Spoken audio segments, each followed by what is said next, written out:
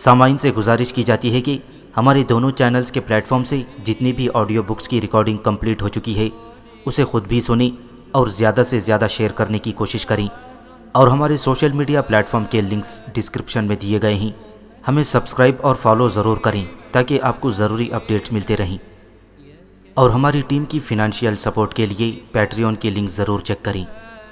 جزاک اللہ۔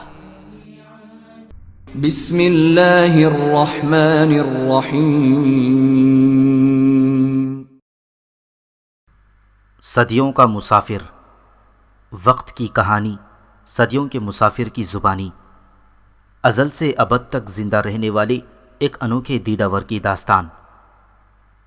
مصنف M.A. راحت۔ Episode 54۔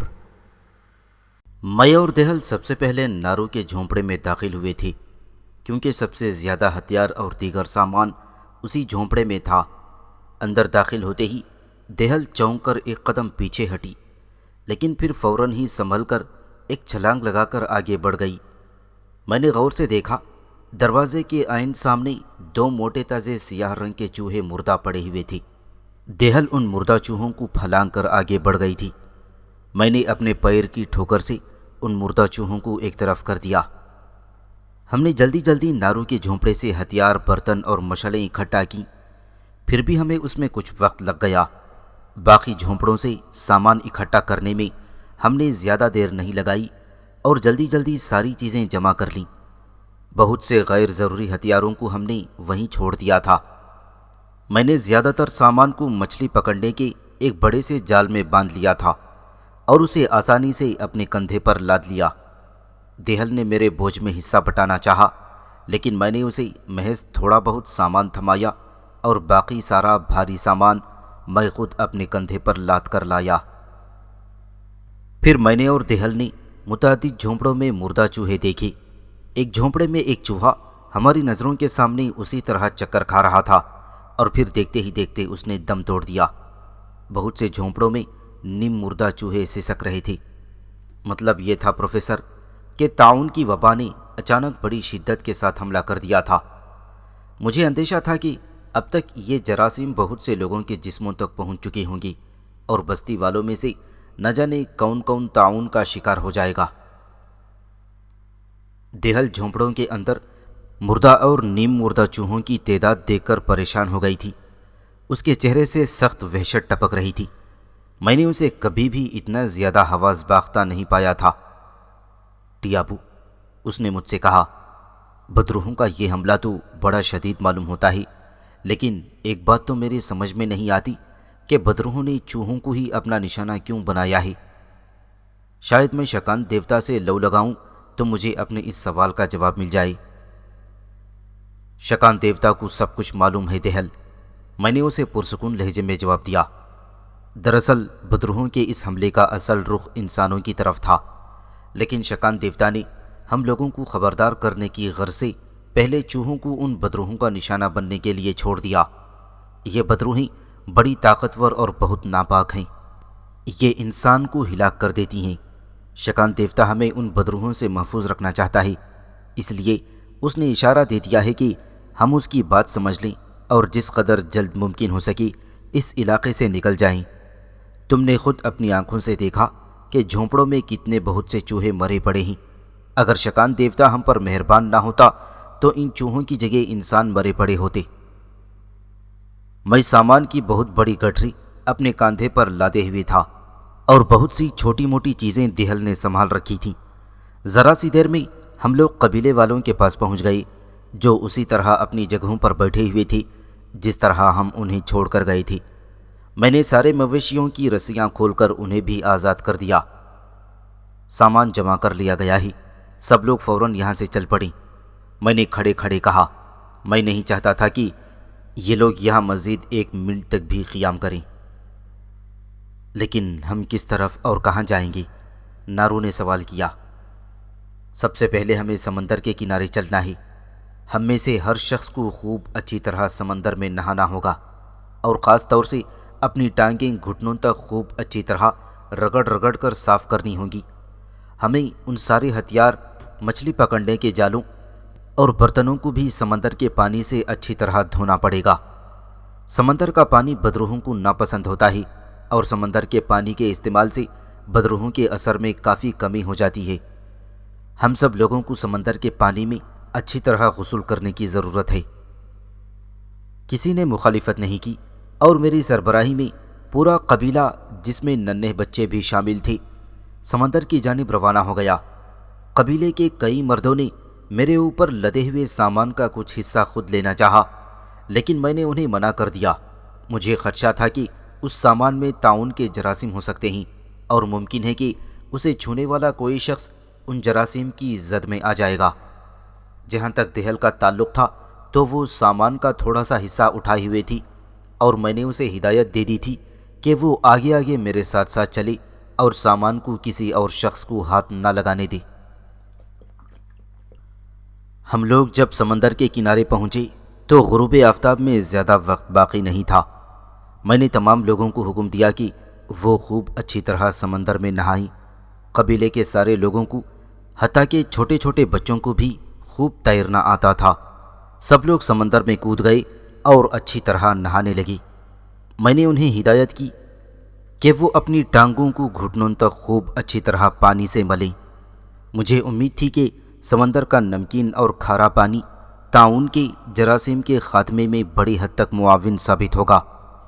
وہ لوگ سمندر میں نہاتے رہے اور میں نے ان کے تمام ہتھیاروں کو، مٹی کے بنے ہوئے برتنوں کو اور مچھلیاں پکڑنے کے جالوں وغیرہ کو خوب اچھی طرح سمندر کے پانی میں دھو ڈالا۔ ان بیچاروں کا سامان ہی کیا تھا، نہایت مختصر سا اثاثہ تھا جو زیادہ تر میں نے اور کچھ دہل نے اپنی پیٹھ پر لاد رکھا تھا۔ ذرا ہی دیر میں نے ایک ایک چیز کو سمندر کے پانی سے دھو ڈالا۔ مجھے یقین تھا کہ اس طرح میں جراثیم کی کافی بڑی تعداد کو ہلاک کرنے میں کامیاب ہو جاؤں گا۔ تھوڑی دیر میں سارے لوگ نہا دھو کر فارغ ہو گئے اور میں نے ان سب کو ساحل پر جمع ہونے کا حکم دیا۔ پھر میں نے ان سب سے مخاطب ہو کر کہا، شنتولا قبیلے کے لوگوں، ہم ایک مجبوری کے تحت اپنا علاقہ چھوڑ رہے ہیں، لیکن اس میں گھبرانے کی کوئی بات نہیں ہے۔ دنیا بہت وسیع ہے اور یہ جنگل بہت بڑا ہے، اتنا بڑا ہے کہ تم اس کا تصور بھی نہیں کر سکتے۔ ہم کسی دوسری جگہ اپنے قیام کا بندوبست کر لیں گے۔ ہمیں نئے جھونپڑے تعمیر کرنے ہوں گے اور بس اس کے علاوہ ہمیں اور کیا چاہیے؟ ہمارے سارے ہتھیار، برتن اور دیگر ساز و سامان ہمارے پاس موجود ہیں۔ ہم لوگ مل جل کر محنت کریں گے اور جلد از جلد نئے جھونپڑے تعمیر کر لیں گے۔ جہاں تک مویشیوں کا تعلق ہے، اس بارے میں بھی پریشان ہونے کی کوئی ضرورت نہیں۔ ہم جنگل میں پھندے لگا کر نئے جانور پکڑ لیں گے اور انہیں سدھا کر اپنے مقصد کے لیے استعمال کریں گے۔ میرے کہنے کا یہ مطلب ہے کہ تم لوگوں کو پریشان یا اپنا دل چھوٹا کرنے کی کوئی ضرورت نہیں۔ دنیا بہت بڑی ہے اور ہم لوگوں کی تعداد تو محض مٹھی بھر ہے۔ ہمیں شکان دیوتا کا شکر گزار ہونا چاہیے کہ اس نے ہمیں آنے والی مصیبت سے پہلے ہی آگاہ کر دیا اور ہمیں اشارہ دے دیا کہ ہم یہ جگہ فوری طور پر چھوڑ دیں۔ میں بولتے بولتے رک گیا اور اپنے سامعین کے رد عمل کا جائزہ لینے لگا۔ تمام لوگ بڑے غور سے میری باتیں سن رہے تھے۔ ان کی آنکھوں میں میرے لیے اعتماد اور اعتقاد کی جھلک موجود تھی۔ اب میں تم سے ایک اہم بات کرنا چاہتا ہوں، میں نے ان کے چہروں پر باری باری نظر ڈالتے ہوئے کہا۔ اگرچہ ہم نے یہ علاقہ چھوڑ دیا ہے اور ہم یہاں سے جا رہے ہیں، لیکن ابھی تک یقین کے ساتھ یہ بات نہیں کہی جا سکتی کہ ہم لوگوں میں کس کس پر بدروحوں کا اثر ہو گیا ہے۔ اگر ہم میں سے کسی پر بھی بدروح کا اثر ہو گیا تو ہمیں اسے وہیں چھوڑ دینا پڑے گا اور اپنا سفر آگے کی طرف جاری رکھنا ہوگا۔ اس کے علاوہ ہمارے پاس اور کوئی راستہ نہیں ہے۔ اگرچہ یہ بڑے رنج و الم اور افسوس کی بات ہوگی کہ ہم اپنے ساتھی کو تنہا چھوڑ کر خود آگے روانہ ہو جائیں، لیکن ہم ایسا کرنے پر مجبور ہیں۔ اگر ہم نے بدروح کے شکار شخص کو اپنے ساتھ رکھا ہوا ہے تو وہ بدروح دوسرے لوگوں کو بھی پریشان کرے گی اور انہیں ہلاکت میں ڈالے گی۔ میں تمہیں یہ بھی بتا دیتا ہوں کہ جو شخص بدروح کا شکار ہوگا اس میں کیا علامتیں ظاہر ہوں گی۔ اس کا جسم بے حد گرم ہو جائے گا، اس کا چہرہ تمتمانے لگے گا، آنکھیں سرخ ہو جائیں گی اور اس کے بغل میں یا گردن میں گلٹیاں نمودار ہونا شروع ہو جائیں گی۔ بس اسی وقت یہ سمجھ لینا چاہیے کہ یہ شخص ہمارے ساتھ آگے نہیں جائے گا۔ ہمارے پاس پینے کے پانی کا ذخیرہ ہے ہم کچھ پانی ایک برتن میں اس کے پاس چھوڑ دیں گے اور کوئی جانور اس کے حوالے کر دیں گے۔ اگر بدروح نے کسی طرح اس کا پیچھا چھوڑ دیا اور وہ بچ گیا تو بعد میں ہمارے قدموں کے نشانات تلاش کرتا ہوا ہم تک پہنچ سکتا ہے، اور اگر بدروح نے اس کا پیچھا نہیں چھوڑا تو ہم اس کی موت پر صرف افسوس کا اظہار کر سکتے ہیں، لیکن اسے موت کے حملے سے کوئی نہیں بچا سکتا۔ کیا تم لوگوں نے میری باتیں اچھی طرح سن لیں اور سمجھ لی ہیں؟ ہاں، ہم نے سب کچھ سن اور سمجھ لیا ہے۔ مختلف گوشوں سے آوازیں بلند ہوئیں۔ ہمیں اس بات کا پورا یقین ہے کہ عظیم ٹیابو جو کچھ کہہ رہا ہے اس میں شکان دیوتا کی مرضی کو دخل ہے، نارو نے کہا۔ بے شک، دیہل بولی، شکان دیوتا عظیم ہے اور میں نے اس معاملے میں ٹیابو کو اپنا ترجمان مقرر کیا ہے۔ ٹیابو جو کچھ کہہ رہا ہے شکان دیوتا کی مرضی سے کہہ رہا ہے۔ میں نے خود ٹیابو کے ساتھ جھونپڑوں میں جا کر دیکھا، جگہ جگہ چوہے مرے پڑے تھے، جس کا یہ مطلب ہے کہ بہت سی بدروحوں نے ایک ساتھ ہم پر حملہ کر دیا ہے۔ ہمیں اب جلد از جلد یہاں سے نکل جانا چاہیے۔ ہم نے دیکھا پروفیسر کہ لوگوں کے چہروں پر شدید خوف اور گھبراہٹ کے آثار نظر آ رہے تھے۔ بدروحوں کے حملے کی خبر نے ان کے وجود کو جیسے ہلا کر رکھ دیا تھا۔ وہ جلدی جلدی چلنے کے لیے تیار ہونے لگے۔ اس دوران ان میں سے کسی نے جال ڈال کر کچھ مچھلیاں بھی پکڑ لی تھیں اور انہیں ایک ڈوری سے باندھ کر اپنے کندھے سے لٹکا لیا تھا۔ میں نے انہیں حکم دیا کہ وہ چار چار کی قطاروں میں ہو کر چلیں۔ اس طرح نظم و ضبط بھی قائم رہے گا اور ایک کو دوسرے کی خبر بھی رہے گی۔ میں نے ایک قطار میں سب سے آگے نارو کو، دوسری قطار میں دیہل کو اور تیسری قطار میں امبالو کو رکھا۔ چوتھی قطار میں سب سے آگے میں خود تھا اور میرے کندھے پر سامان سے بھرا ہوا جال لدا ہوا تھا۔ کئی لوگوں نے ایک بار پھر پیشکش کی تھی کہ میں کچھ سامان ان کے حوالے کر دوں، لیکن میں نے ان کی چندان ضرورت محسوس نہیں کی اور خود پر ہی سارا سامان لادے رہا۔ اس طرح ہمارا یہ قافلہ جو تقریباً 100-150 افراد پر مشتمل تھا ساحل کی طرف روانہ ہو گیا۔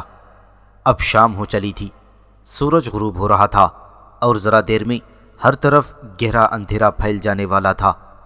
میں نے دیہل، نارو اور امبالو کے ساتھ مشورہ کرنے کے بعد یہی طے کیا کہ ہم لوگ رات کے وقت جنگل میں داخل ہونے کے بجائے سمندر کے ساحل کے ساتھ ساتھ اپنا سفر جاری رکھیں گے تاکہ ہمارے راستہ بھٹکنے کا اور کسی شخص کے قافلے سے بچھڑ جانے کا امکان نہ رہے۔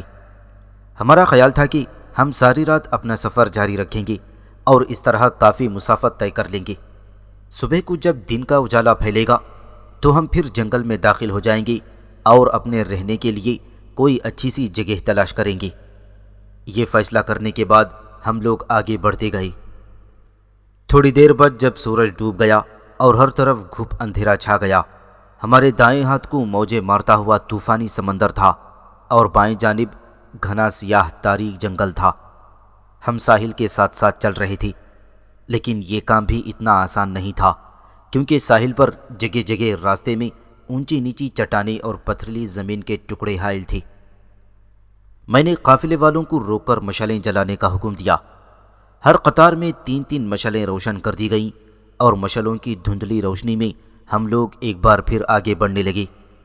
میں نے اپنی زندگی میں ہزارہا ان گنت سفر کیے ہیں پروفیسر، لیکن یہ سفر میری زندگی کے چند یادگار سفروں میں سے ایک تھا۔ سیاہ ڈراؤنی رات، سیاہ گھنا جنگل، سیاہ موجیں مارتا ہوا چمکیلا سمندر، بدروحوں سے خوفزدہ ڈرے سہمے ہوئے سیاہ فام برہنہ انسانوں کا ایک لشکر، چند انسانوں کے ہاتھوں میں جلتی ہوئی لمبی لمبی مشالیں، جن کی مدھم روشنی میں اندھیری رات کے یہ مسافر بھوتوں کی طرح نظر آ رہے تھے۔ میں چونکہ ساحل کے ساتھ ساتھ اس سے پہلے بھی سفر کر چکا تھا اور مجھے معلوم تھا کہ کافی آگے جا کر ڈچالا قبیلے کا علاقہ آ جاتا ہے، اس لیے میں نے اس دفعہ جان بوجھ کر مخالف سمت کو اپنایا۔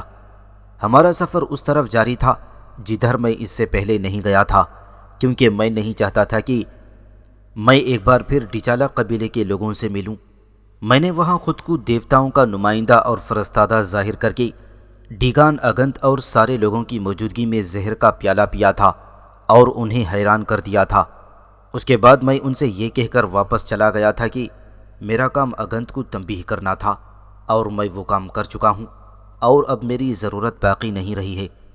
میں دوبارہ اس قبیلے کے لوگوں کے سامنے اپنے آپ کو ایک عجوبہ بنا کر پیش کرنا نہیں چاہتا تھا، اس لیے میں نے اس دفعہ ساحل کے ساتھ ساتھ مخالف سمت اختیار کی تھی۔ اگرچہ آسمان پر ستارے روشن تھے، تاہم زمین پر گہری تاریکی پھیلی ہوئی تھی۔ اس تاریکی کو دور کرنے والی بس وہ مشعلیں تھیں جو قافلے والوں کے ہاتھ میں تھی۔ رات بھیگ رہی تھی، سمندر پرشور آواز کے ساتھ گرج رہا تھا۔ ہمارے بائیں طرف جنگل سے انواع و اقسام کے جانوروں کے سینکڑوں ملی جلی آوازیں آ رہی تھیں، اور ہمارا یہ عجیب و غریب سفر جاری تھا۔ یہاں میں تمہیں ایک بات بتاتا ہوں پروفیسر، وہ یہ ہے کہ ان وحشی قبائل میں بعض ایسے نادر الوجود خصوصیات پائی جاتی ہیں جو مجھے اس عہد کے متمدن انسانوں میں دور دور تک نظر نہیں آتی تھیں۔ ان لوگوں کے حواس بہت ہی زیادہ تیز تھے، اور یہ میلوں دور سے مہک سونگھ کر بتا سکتے تھے کہ کون آ رہا ہے۔ ذرا سی آہٹ پر ان کے کان کھڑے ہو جاتی تھی، اور یہ قدموں کی آواز کو بڑی دور دور سے محسوس کر لیتے تھے۔ مختلف جانوروں کے قدموں کے نشانات کی پہچان میں ان لوگوں کو کمال حاصل تھا، اور قدموں کے نشان دیکھ کر یہ لوگ یہ بھی بتا سکتے تھے کہ گزرنے والا جانور کتنی دیر پہلے سے یہاں سے گزرا ہے۔ میں سمجھتا ہوں پروفیسر کہ اس کی وجہ یہ تھی کہ چونکہ یہ لوگ ایک انتہائی پرخطر زندگی گزارتے تھے، اس لیے قدرت نے ان کے تحفظ کی غرض سے ان کے حواس کو بہت زیادہ قوت بخشی تھی، اور پھر مسلسل استعمال کی وجہ سے ان کے حواس بہت تیز ہوتے رہتے تھے۔ ان کی آنکھیں بھی بڑی تیز تھیں، اور یہ درختوں، جھاڑیوں اور پتوں میں چھپی ہوئی چیزوں کو اتنی آسانی سے دیکھ لیتے تھے کہ میں ان کا تصور بھی نہیں کر سکتا۔ چنانچہ یوں ہوا پروفیسر کہ اچانک دہل، نارو اور امبالو تینوں کے قدم ایک ہی لمحے اور ایک ہی ساتھ رک گئے۔ ان کے پیچھے آنے والی قطار بھی رک گئی۔ میں چند قدم آگے نکل گیا تھا، لیکن انہیں رکتا دیکھ کر میں بھی رک گیا۔ میں نے باری باری ان تینوں کو صرف سوالیہ نظروں سے دیکھا، لیکن وہ تینوں سامنے اندھیرے میں کچھ دیکھنے کی کوشش کر رہے تھے، اور اندھیرے میں اپنی آنکھیں گاڑے ہوئے تھے۔ ان کے کان کسی خاص آواز کی جانب لگے ہوئے تھے۔ اچانک امبالو نے دہل سے، جو اس کے قریب ہی تھی، مخاطب ہو کر کہا، یہ ضرور گینڈا ہے۔ ہاں، دہل نے اس سے اتفاق کرتے ہوئے کہا، بو بھی گینڈے کی ہے، اور پیروں کی دھمک بھی اس کی معلوم ہوتی ہے، لیکن میرا خیال ہے کہ ہمارے ہاتھوں میں جلتی ہوئی مشعلیں دیکھ کر وہ بھاگ جائے گا۔ لیکن یہ بھی ہو سکتا ہے کہ وہ کسی قطار کے درمیان میں حملہ کرنے کی کوشش کرے، نارو نے کہا۔ وہ بڑا خطرناک اور موذی جانور ہے۔ اگر وہ کسی انسان پر حملہ کر دے تو پھر اس کا زندہ بچنا ناممکن ہوتا ہے۔ ابھی یہ لوگ باتیں کر ہی رہے تھے کہ مجھے اپنے سامنے ایک نہایت بھاری بھرکم سیاہ فام جانور کا بڑا سا ہیولا نظر آیا، جس کی تھوتنی خطرناک انداز میں باہر نکلی ہوئی تھی۔ وہ واقعی ایک قوی الجثہ گینڈا تھا، جو ہم سے کچھ دور کھڑا ہوا تھوتنی اٹھا کر ہمیں دیکھ رہا تھا، اور ہم سب لوگ رک گئے تھے۔ ہمیں ہوشیار رہنے کی ضرورت ہے، دہل نے کہا۔ یہ گینڈا سامنے سے حملہ نہیں کرے گا، کیونکہ ہم لوگوں کے ہاتھوں میں جلتی ہوئی مشعلیں ہیں، لیکن قطاروں کے درمیان کسی ایسی جگہ سے لوگوں پر حملہ کر سکتا ہے جہاں مشعلیں موجود نہیں ہیں۔ میں نے ان لوگوں کی باتیں سن کر کہا، قبل اس کے کہ یہ گینڈا ہم میں سے کسی پر حملہ آور ہو، ہم خود ہی کیوں نہ اسے ہلاک کر ڈالیں۔ گینڈے کو مارنا آسان کام نہیں ہے ٹیابو، نارو نے کہا۔ وہ بہت مضبوط جسم کا مالک ہوتا ہے، اور چھوٹے موٹے ہتھیار تو اس پر اثر بھی نہیں کر سکتے۔ میں خطرناک جانوروں کو ہلاک کرنے کا ماہر ہوں، میں نے اپنے کاندھے پر لدا ہوا بوجھ اتار کر زمین پر رکھتے ہوئے کہا۔ تمہیں یاد ہوگا نارو کہ پہلے میں نے کس طرح تم لوگوں کے سامنے ہاتھی کو ہلاک کر دیا تھا، اور آج گینڈے کی باری ہے۔ میں سامان کی گٹھری زمین پر پھینک کر گینڈے کی طرف بڑھا، جو اپنی جگہ پر جمع ہوا تھا۔ تمہیں کوئی ہتھیار لے لینا چاہیے ٹیابو، دہل خوفزدہ آواز میں بولی۔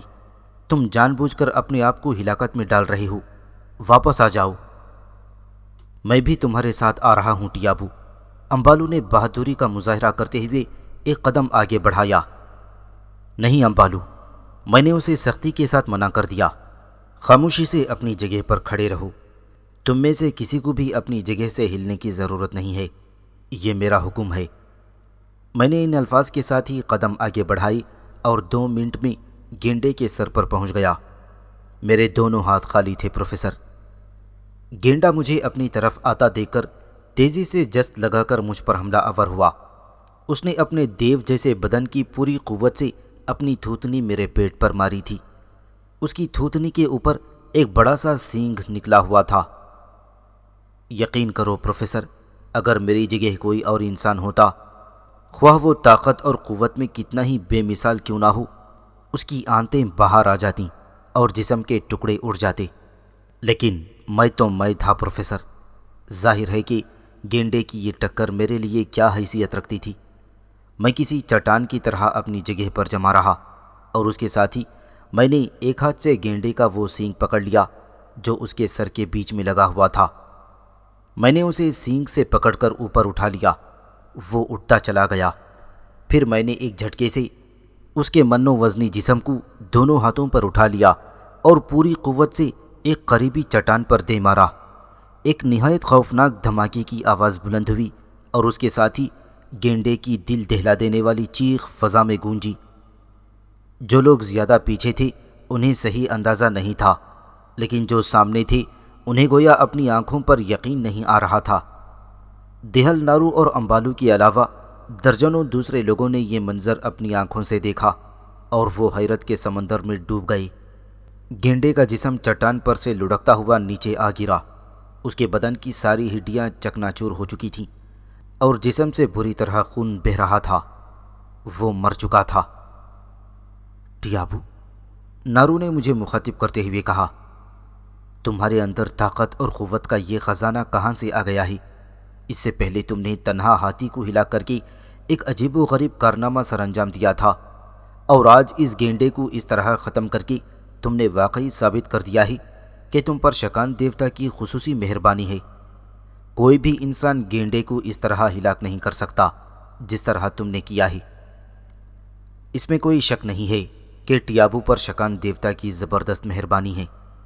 دہل نے اپنی علمیت کا مظاہرہ کرتے ہوئے کہا، شکان دیوتا نے ٹیابو کے ذریعے ہی ہم سب لوگوں کو بدروحوں سے بچانے کا سامان کیا ہے، اور اب ٹیابو کے ذریعے ہی اس گینڈے کو ہلاک کروایا ہے، جو ممکن ہے ہم میں سے بعض لوگوں کو نقصان پہنچا دیتا۔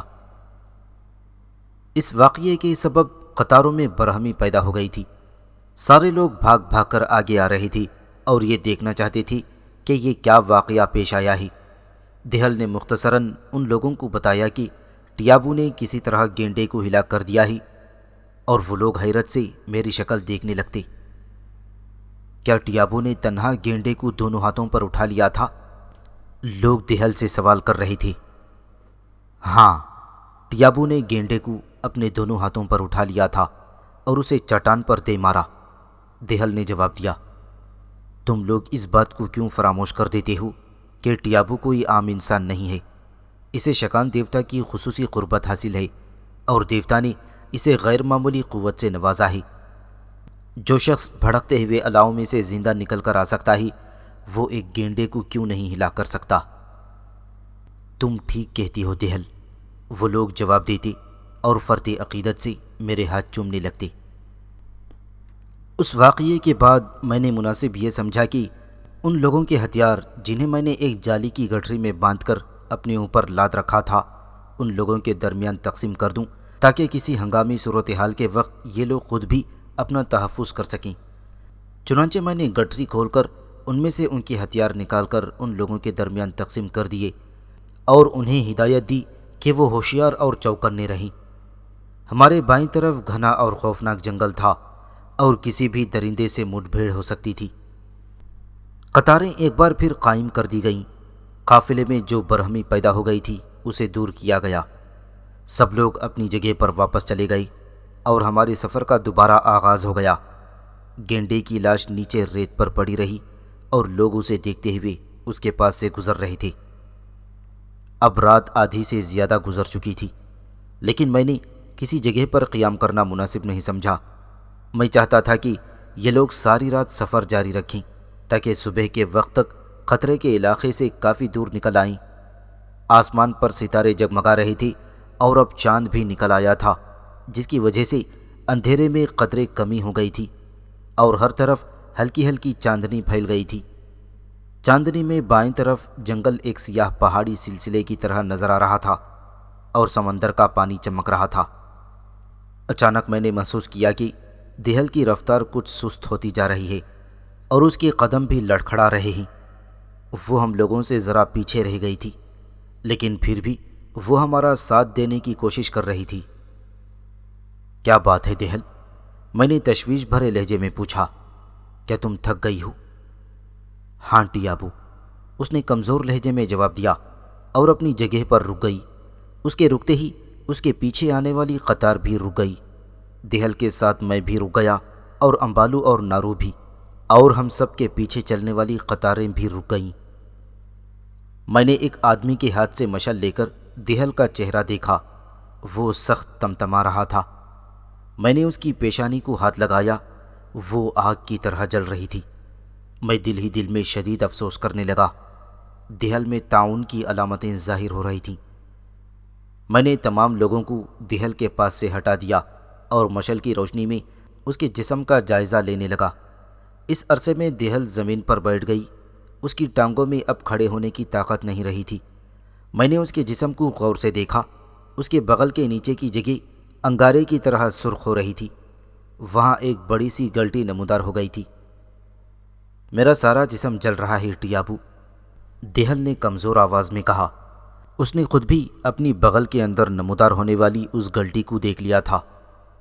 میرے ہاتھ پیر کی جیسے جان نکل رہی ہے ٹیابو، میں اب ایک قدم بھی آگے نہیں چل سکتی۔ مجھے یقین ہے کہ بدروحوں نے مجھے اپنا نشانہ بنانے میں کامیابی حاصل کر لی ہے۔ تم جو کچھ کہتے تھے بالکل ٹھیک کہتے تھے۔ شاید مجھے جھونپڑوں کے اندر نہیں جانا چاہیے تھا۔ تمہاری بتائی ہوئی ساری علامات میرے اندر ظاہر ہو رہی ہیں۔ میں اب ختم ہو جاؤں گی۔ بدروہیں مجھے ہلاک کر دیں گی۔ تم باقی سارے لوگوں کو لے کر یہاں سے نکل جاؤ۔ میں نہیں چاہتی کہ کوئی اور بھی بدروحوں کے تشدد کا شکار ہو جائے۔ میں دہل کے جذبہ ایثار کو دیکھ کر حیران رہ گیا۔ میں تو یہ سمجھ رہا تھا کہ شاید مجھے اسے یہ بات سمجھانے میں کافی دقت پیش آئے گی کہ اسے قافلے سے الگ ہو جانا چاہیے، لیکن وہ خود ہی اپنی زبان سے یہ تجویز پیش کر رہی تھی کہ اسے اپنے قبیلے کے دوسرے لوگوں کا کتنا خیال تھا۔ میں دل ہی دل میں اس کی عظمت کا اعتراف کیے بغیر نہیں رہ سکا۔ دہل، اس کے علاوہ اور کوئی چارہ نہیں ہے، میں نے تاسف بھرے لہجے میں کہا۔ نارو، امبالو اور چند دوسرے لوگ تھوڑے سے فاصلے پر کھڑے ہوئے ہم لوگوں کی گفتگو سن رہے تھے۔ میں نے ان کو قریب آنے سے روک دیا تھا۔ بہت افسوس ہے دہل، بہت ہی افسوس ہے، لیکن ہم لوگ تمہیں بچانے کے لیے کچھ نہیں کر سکتے۔ بدروحوں نے تمہارے اوپر حملہ کر دیا ہے اور اب وہ تمہیں زندہ نہیں چھوڑیں گے۔ مجھے معلوم ہے ٹیابو، دہل نے جواب دیا۔ اس کی آواز پہلے سے زیادہ نحیف ہو گئی تھی۔ مجھے معلوم ہے میں اب نہیں بچوں گی۔ میں نے بدروحوں کا شکار ہو کر چوہوں کو مرتے دیکھا ہے، اسی طرح میں بھی مر جاؤں گی۔ تم اب دیر مت کرو، جلدی سے سب لوگوں کو لے کر آگے نکل جاؤ، ایسا نہ ہو کہ بدروحوں کا اثر دوسرے لوگوں پر بھی ہونے لگے۔ میں نے ایک برتن میں تھوڑا سا پانی پینے کے لیے اور مچھلی کے ٹکڑے دہل کے پاس رکھ دیے تھے۔ اب وہ زمین پر لیٹ گئی تھی۔ مجھے معلوم تھا کہ یہ سب کچھ بیکار ہے اور اب دہل کچھ بھی کھا پی نہیں سکے گی اور زیادہ سے زیادہ کل صبح یا کل دوپہر تک مر جائے گی۔ لیکن قبیلے والوں کو یہ تاثر دینے کی غرض سے کہ دہل کو جنگل میں بھوکا پیاسا نہیں چھوڑا گیا، میں نے کھانے پینے کی چیزیں اس کے پاس رکھ دیں۔ کیا دہل پر بدروحوں کا اثر ہو گیا ہے؟ نارو نے خوفزدہ آواز میں پوچھا۔ ہاں نارو، میں نے افسردہ لہجے میں جواب دیا۔ اب ہمارا اور دہل کا ساتھ ہمیشہ کے لیے چھوٹ رہا ہے۔ ہمیں دہل کو یہیں چھوڑ کر آگے بڑھ جانا چاہیے۔ اگر ہم نے دیر لگائی تو بدروہیں ہم میں سے کسی اور کو بھی اپنا نشانہ بنا سکتی ہیں۔ ہم جتنی زیادہ دیر لگائیں گے اتنا ہی زیادہ اس بات کے امکانات بڑھ جائیں گے کہ دوسرے لوگ بھی بدروحوں کا شکار ہو جائیں گے۔ اس لیے اب ہمیں یہاں سے فوراً روانہ ہو جانا چاہیے۔ امبالو، نارو، میں اور سارے لوگ بہت زیادہ اداس تھے، لیکن ہم اس کے علاوہ اور کر بھی کیا سکتے تھے؟ میں نے سب لوگوں کو دہل سے دور رہنے کی ہدایت دی۔ دہل نے خود بھی اپنی کمزور آواز میں لوگوں سے کہا کہ اسے اس کے حال پر چھوڑ دیں اور اپنے راستے پر چل پڑیں۔ بہت سے لوگ رونے لگے، خود میرے دل کو بھی شدید صدمہ تھا، لیکن میں نے ان لوگوں کو تسلی دی اور نارو نے ان سے یہ کہا کہ مرنے کے بعد دیہل کی روح نیک روحوں میں شامل ہو جائے گی اور پھر بدروحیں اس کا کچھ نہیں بگاڑ سکیں گی۔ بہرحال دیہل کو اسی حالت میں چھوڑ کر ہمارا کارواں آگے بڑھ گیا۔ اب کوئی کسی سے بات نہیں کر رہا تھا، قافلے میں مکمل خاموشی تھی، ہر شخص اپنی اپنی جگہ پر سوچ میں ڈوبا ہوا تھا۔ پروفیسر، وہ ساری رات ہم لوگوں نے سمندر کے ساتھ ساتھ سفر کرتے ہوئے گزاری۔ جب سفیدہ سحر نمودار ہوا تو اس وقت تک ہم لوگ اس مقام سے کافی دور نکل آئی تھی جہاں ہم نے دیہل کو چھوڑا تھا۔ یہاں پہنچ کر میں نے نارو اور امبالو کے ساتھ مشورہ کرنے کے بعد یہ فیصلہ کیا کہ اب ہمیں رک کر کچھ دیر آرام کرنا چاہیے۔ ذرا دیر میں سورج پوری طرح نکل آئے گا اور اس کے بعد ہم لوگ اس علاقے کا جائزہ لے کر یہ فیصلہ کریں گے کہ آیا یہاں قیام کرنا مناسب ہوگا یا ابھی آگے سفر جاری رکھا جائے۔ قافلے والوں کو ہدایت دے دی گئی کہ وہ رک جائیں اور تھوڑی دیر آرام کر لیں۔ تمام لوگ ٹھہر گئے، قطاریں منتشر ہو گئیں اور لوگ زمین پر بیٹھ گئے۔ کچھ لوگ لیٹ گئے تھے، سب کے سب کافی تھک چکے تھے اور انہیں آرام اور غذا کی ضرورت تھی۔ فی الحال ہم لوگوں کی توجہ غذا کی جانب نہیں تھی، اصل مسئلہ تھکی ہوئی ٹانگوں کو آرام دینے کا تھا۔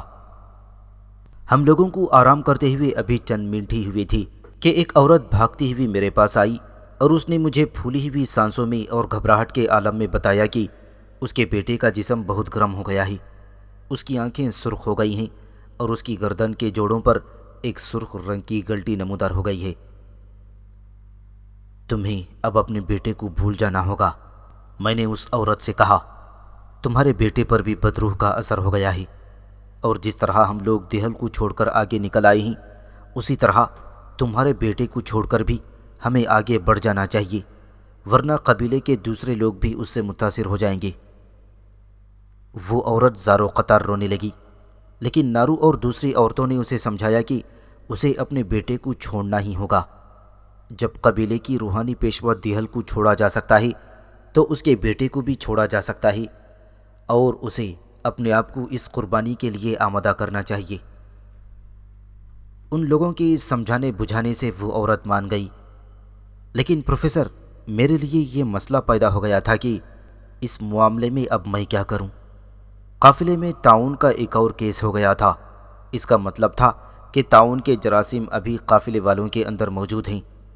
پھر ہم نے پڑاؤ بھی ڈال دیا تھا اور سارے لوگ آرام کر رہے تھے۔ میں نے اس عورت کی اجازت سے اس کے بیٹے کو اپنے کندھے پر لادا اور پڑاؤ سے کافی دور لے جا کر ایک جھاڑی کی اوٹ میں لٹا دیا۔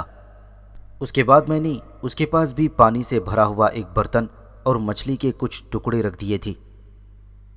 اگر بدروحوں نے اسے چھوڑ دیا تو وہ ہمارے قدموں کے نشانات کو دیکھتا ہوا ہمارے پیچھے آ جائے گا، میں نے اس کی ماں کو جھوٹی تسلی دیتے ہوئے کہا، جبکہ مجھے یہ بات اچھی طرح معلوم تھی کہ اس کے بچے کے بچنے کا کوئی سوال ہی پیدا نہیں ہوتا، لیکن ظاہر ہے کہ میں اس کی ماں کے سامنے یہ بات نہیں کہنا چاہتا تھا۔ میں نے فیصلہ کیا کہ ابھی ہم لوگوں کو مزید آگے جانا چاہیے۔ اب صبح کا اجالا پوری طرح پھیل چکا تھا اور دور دور تک روشنی کی چادر بچھی ہوئی تھی۔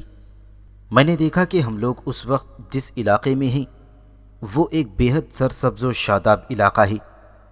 بائیں طرف گھنے جنگل کا سلسلہ کافی اندر تک چلا گیا ہے اور شکار بھی وافر مقدار میں موجود ہے، لیکن اس کے باوجود میں اس علاقے میں قیام کرنا نہیں چاہتا تھا۔ میں چاہتا تھا کہ ہم لوگ سفر کرتے رہیں تاکہ اگر قافلے والوں میں کوئی اور طاعون کا شکار ہو گیا ہے تو اس کا بھی پتہ چل جائے۔ ہم لوگوں نے تیر کمان سے چند ہرن اور ایک نیل گائے شکار کیے تھے۔ ذرا سی دیر میں ایندھن جمع کر کے آگ روشن کی گئی اور جانوروں کی کھال اتار کر ان کا گوشت بھونا جانے لگا تھا۔ تھوڑی دیر میں گوشت بھون کر تیار ہو گیا اور قبیلے کے سارے لوگوں نے خوب پیٹ بھر کر کھایا۔ تمام لوگ ساری رات کے بھوکے تھے۔ اب جو پیٹ میں غذا پہنچی تو سب پر غنودگی طاری ہونے لگی اور وہ بائیں طرف کو پھیلے ہوئے جنگل کے درختوں کے نیچے 4-4 5-5 کی ٹکڑیوں میں لیٹ گئے۔ ذرا سی دیر میں سب کے سب سو گئے، لیکن میں جاگ رہا تھا۔ جنگل کے اس گھنے حصے میں ادھر سے ادھر گھوم رہا تھا۔ اس اثنا میں میں کئی بار اس طاعون زدہ لڑکے کے پاس بھی گیا اور اس کی حالت کا جائزہ لیتا رہا۔ اس پر نیم بے ہوشی طاری تھی اور اس کا بدن آگ کی طرح جل رہا تھا۔ مجھے اس نوعمر لڑکے کا یہ حشر دیکھ کر بہت افسوس ہوا، لیکن ظاہر ہے پروفیسر کہ میں اس کی کوئی مدد نہیں کر سکتا تھا۔